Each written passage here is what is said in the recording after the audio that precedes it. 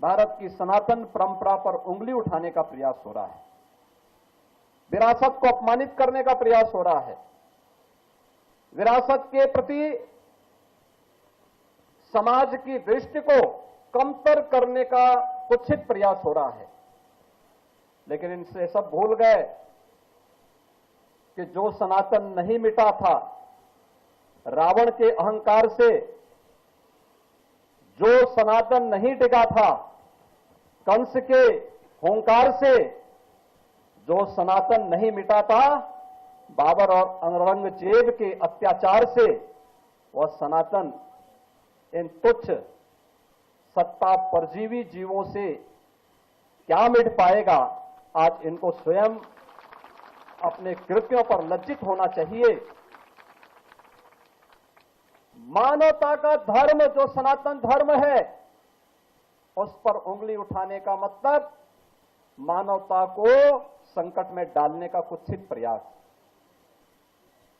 याद करिए, दुनिया की कौन सा ऐसा मत, मजहब और संप्रदाय है जिसको उसके संकट के समय पलक पावड़े बिछा करके उसके स्वागत के लिए सनातन धर्मावलंबियों ने उनकी सुरक्षा और उनके संरक्षण का कार्य न किया हो। हमने कभी नहीं कहा कि हम विशिष्ट हैं। कोई सनातन धर्मावलंबी कभी ये नहीं कहता है कि हम विशिष्ट हैं या हम ही सब कुछ हैं, कभी नहीं कहा। हमने तो कहा एकम सद विप्रा बहुधा वदंती, सत्य एक है और विद्वान लोग उसको अलग अलग, महापुरुष लोग उसको अलग अलग भावों से देखते हैं, अलग अलग रास्ते से उसका अनुकरण करते हैं।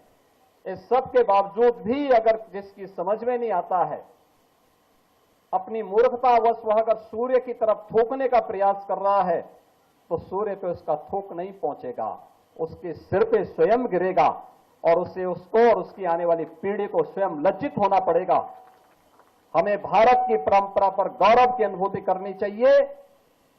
दुनिया को मानवीय कल्याण के मार्ग पर चलने वाली, प्रेरणा देने वाले सनातन धर्म की परंपरा पर गौरव की अनुभूति करनी चाहिए। ये भारत की राष्ट्रीयता का प्रतीक है, भारत को एक नई प्रेरणा देने का माध्यम है, दुनिया के अंदर मानवता के कल्याण का मार्ग प्रशस्त करने वाला माध्यम बनता है।